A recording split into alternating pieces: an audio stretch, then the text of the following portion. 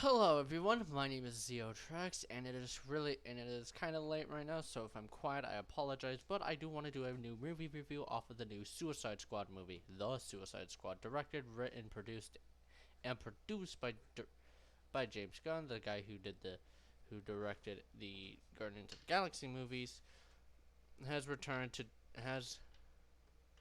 been set to direct this new Suicide Squad movie starring Margot Robbie, Sylvester Stallone, Idris Elba. Sorry, I don't know how to pronounce blood sports actor's name. John Cena and a lot more. So, what did I? So if you want to know my opinion on the first Suicide Squad movie, I'll do a full-on review of that. I just got done seeing this movie, by the way, so it's kind of like first impressions. But my impressions on the first movie, it was bad.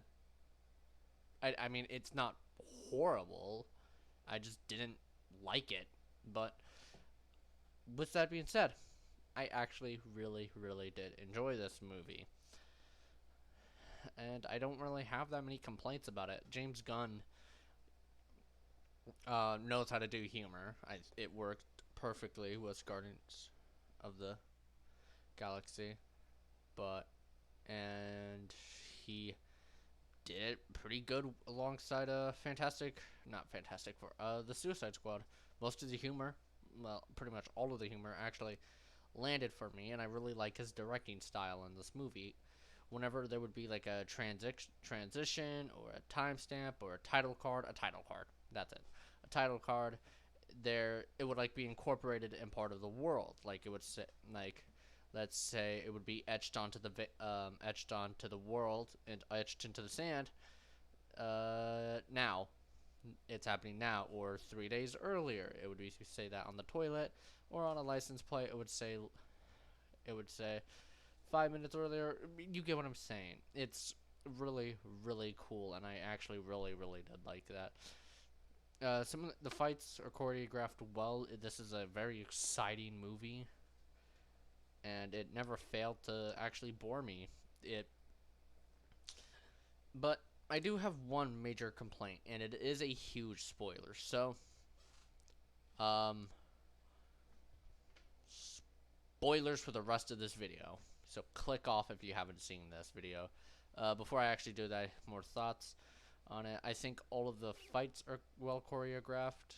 The directing style. It's a movie that knows how to have fun. It's a movie that knows that it's stupid. It has a starfish for a villain. It's a movie. It's also extremely bloody and gory. So if you're sensitive to that, you might want to just be careful with this. But other than that, I personally enjoyed this movie. Now, spoilers. This is the spoiler. I'm going to give you 5 seconds to go away. Alright.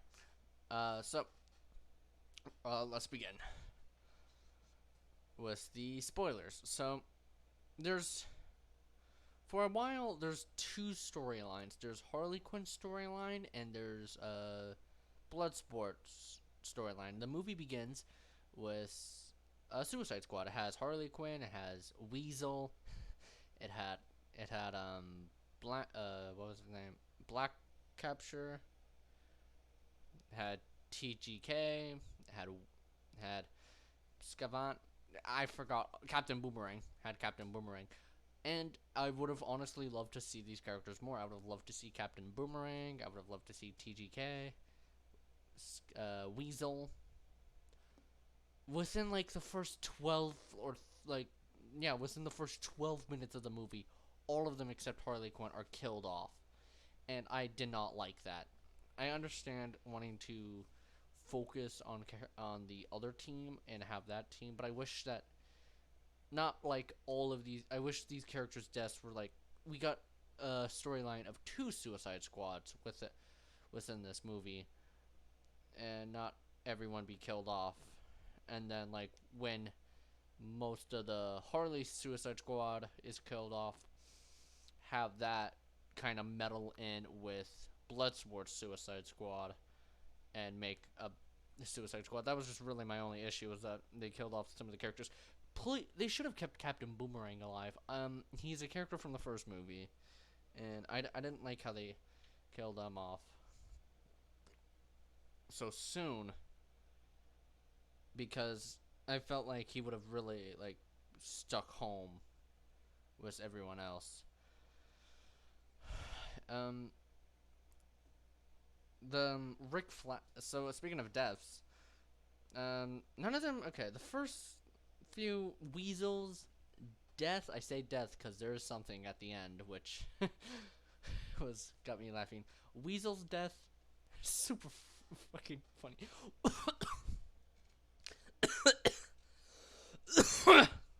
Weasel is just, we barely see him in the movie, but he has the best like comedy, because he's like, what is he? Is he constantly in pain? He's just like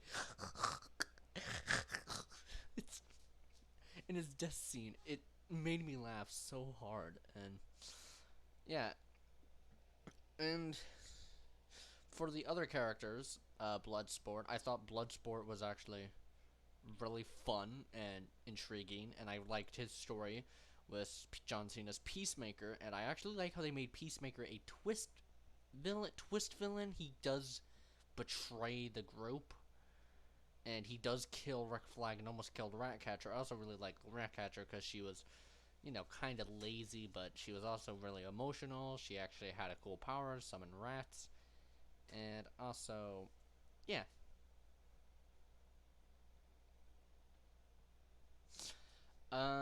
Polka Dot Man. You take something as stupid as Polka Dot Man and you make it work. It's a really cool power, and I actually do like his backstory, that he just hates his mom, but he sees everything as his mom. So whenever he tries to have sex, he's essentially doing a Chris Chan right now. Haha, I said it. So yeah. Where are my manners? Why haven't I talked about King Shark? Best part of this entire movie. I honestly really, really loved King Shark in this movie. I felt as if King Shark, like, he was essentially just a little child, and I almost had a heart attack whenever something bad would happen to him, because I literally loved him. He is my favorite part of this movie. Nom nom. Bird. And although I do have one tiny complaint, he doesn't say King Shark is a shark. How am I supposed to know if he's a shark? But other than that, King Shark was really awesome. I can't believe they got Rambo to voice King Shark in this movie. He's like a child. He's like a child, and he's actually surprisingly sad, which was something I didn't expect to come from this character, because he doesn't have any friends. They never they didn't go, like, into his backstory that much. Like, okay, with Bloodsport, okay, we know he has daddy, we know that he has daughter issues. Ratcatcher, her father was Ratcatcher 1. Polka Dot Man, we know that his mama, like, used him for experiments. We didn't get, like, anything of like that for characters like, Peacemaker. We actually didn't get anything like too backstory for Peacemaker, but we also didn't get anything for King Shark. It's mentioned that he is the descendant of a great god or something, but, like, what happened to Nanawe? Rick Flag, in the first movie, he sucked. He was just this douchey, egotistical bastard who just was not enjoyable. But in this movie, they made him, like, really, really likable.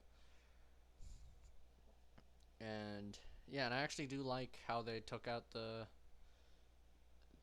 commander. I forgot her name, but because she was just abusing her power. They wanted to save the world from Starro, which I'll get to in a minute. And she was just like, nah. And yeah.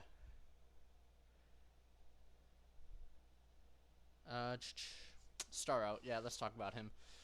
So that's a villain that you just that's how you know this movie isn't taking itself seriously. When you have fucking Starro as your main villain. I don't know too much about him. I know that he's actually what brought the Justice League together in the comics, but Starro, it's a giant starfish, and yet they made it scary.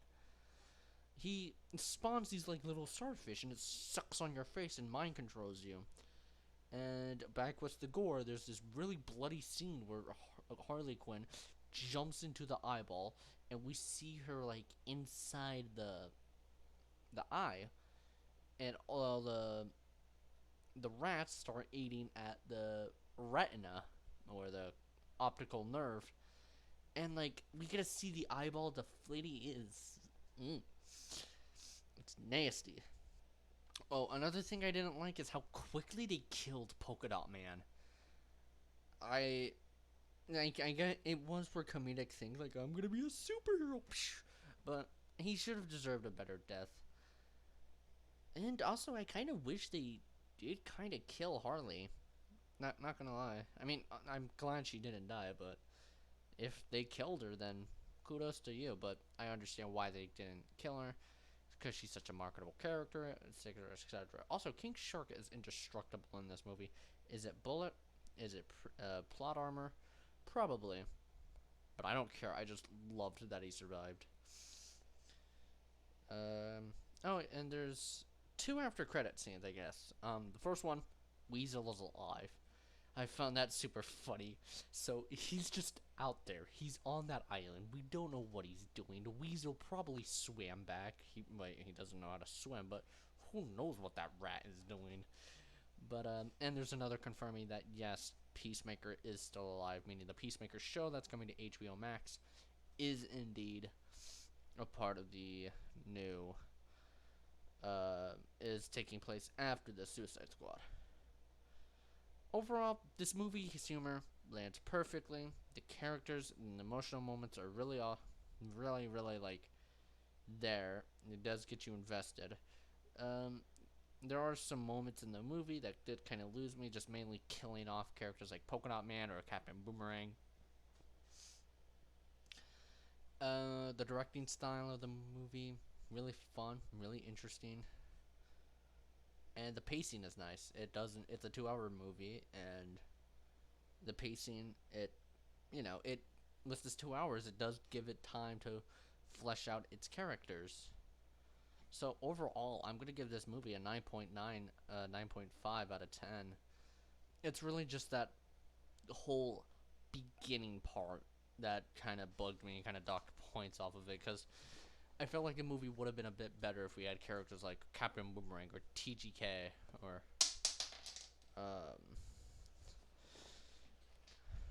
um you know. So yeah. Anyways, next up is my Godzilla King of the Monsters review, which I've been trying to get out, which I'm so sorry, but my phone is literally stupido. So, yeah, see ya.